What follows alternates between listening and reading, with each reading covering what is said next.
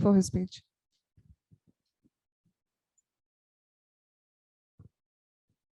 Thank you very much. And first of all, very good to be with all of you today, especially, of course, Dr. Rajagopal, whom we're here to honor for this remarkable book. My greetings to Srimati Sharada Muralidharan, Sri Premachandra Kurup, Mr. Raj Kalyani, and of course, Preeta, who is our guest of honor for this special occasion. I have to say that this has been an event I was very keen on being able to do. I met Dr. Rajagopal in my very first few months as Member of Parliament here when he took the trouble to reach out to me.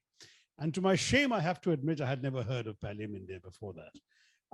But he persuaded me in his usual compelling way of the extraordinary importance of palliative care. And I became a convert and subsequently was able to work with the RCC and others to promote the idea of palliative care across India. I've raised a couple of questions in Parliament about it, and I have tried to promote the awareness of the fact that this is so indispensable, particularly for people suffering from incurable illnesses. There's this wonderful line that the RCC came up with. I'd gone to speak there on palliative care at one point, and I was struck by the fact that there was a well-known expression that many doctors practice that says that the objective of medical care is to cure sometimes, to relieve often, and to comfort always. But in fact, people have not been able to do that. And as Dr. Rajagopal describes in a most interesting way, from his young days as a doctor, thrust unwillingly into the field of anesthesiology, which was the one field he didn't want to get. But he was thrust into that against his wishes. And what he discovered, of course, was how deficient we are in our country on issues of pain management. And he talks about his own learnings, how he had wonderful stories, one after the other. The anecdotes in this book are so readable, telling us about how his eyes were opened, his learnings from each experience, both good and bad. And then, of course, his advanced training at Oxford in the early 90s, when you realize that some of the things that he was intuitively coming up with were established practices amongst people of some experience in the UK. And with that extra training, he was able to come back and do so much more to help people. I mean, there's no question that we all have to die one day, but that some people's deaths are more agonizing and sometimes unnecessarily so than they need to be. One of the things that I think all of us as human beings are conscious of is that the way people die lives on in the minds of those who are left behind. And watching people suffer is a searing experience. I've had many, I mean, as an MP, as you know, especially in Kerala, one is frequently called upon to visit bereaved homes. And one of the recurring comments one hears is how relieved people were when their loved one passed away because the suffering would no longer have to be borne. But Dr. Rajagopal and his work have given us the idea that you don't actually need to suffer. That cliche that it's not the days in your life that matters, but the life in your days is actually a very, very valid thought, because if the quality of each day can be made more bearable by the easing of pain and suffering, then you're doing something to actually make things so much better, both for the person who is suffering and who is heading towards an inevitable end, and those around him or her, the family, who would have to live with the memory of those last days. A patient who is relatively pain-free, if not entirely pain-free, and is able, therefore, to leave this world with peace and dignity. Such a person leaves behind, in all of us, happier memories than one who is suffering torment before going.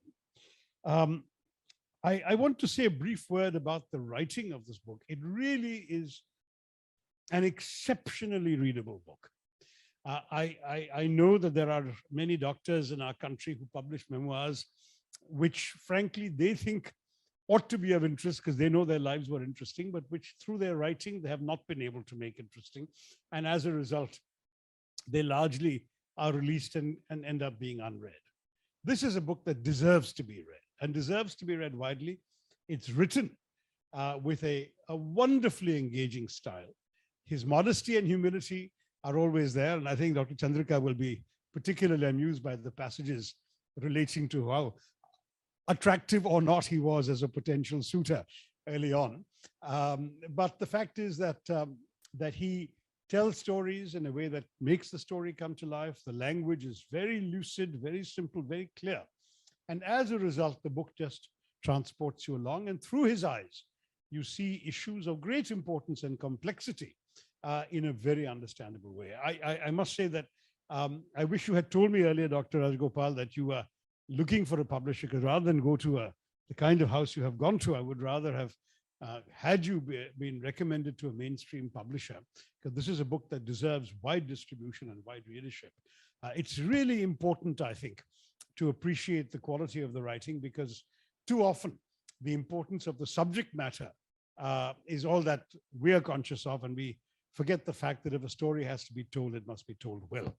And Dr. Rajagopal, who is, I'm delighted to discover, like me, a P.G. Woodhouse fan, knows the importance of keeping the reader interested and entertained as his story evolves. So I do want once again to congratulate Dr. Rajagopal. I was going to refer to this, this clever acronym that the RCC came up with. I told them to stop doing it because they were going to deprive themselves of sponsorship from Coca-Cola, because it's an acronym called Pepsi, which I'm sure some of you in this field have already heard, which is that you must heal pain, that's the P, while dealing with emotional issues, that's the E, psychosocial issues, that's the second P, spiritual concerns, and that's not just of the patient, but also of the family, and interpersonal relationships between the dying and the living. And I thought that actually was a very clever way of looking at the range of challenges that a care provider has to contend with. If you can reduce it to a Pepsi, that is a way of remembering that it is not just pain you are managing, which of course is extremely important, but along with pain, the process of dying involves all these other elements as well: emotional, psychosocial, spiritual, and interpersonal, which ultimately will have a terribly important bearing on the life, the way in which the patient exits his or her life. I told them slightly jokingly, don't use this because you won't get sponsorship from Coca-Cola, but I don't think they have sponsorship from either Coca-Cola or Pepsi anyway at the RCC. But I do believe that the fact that a major cancer institute like that has been persuaded to take up palliative care as a very major option and as a very major requirement is also a good sign. A final word of tribute to Dr. Rajagopal. Apart from being a fine writer, he's built up a very important institution, and he has spoken consistently and with commitment for a cause which was an orphaned cause at one time and is now achieving mainstream acceptance.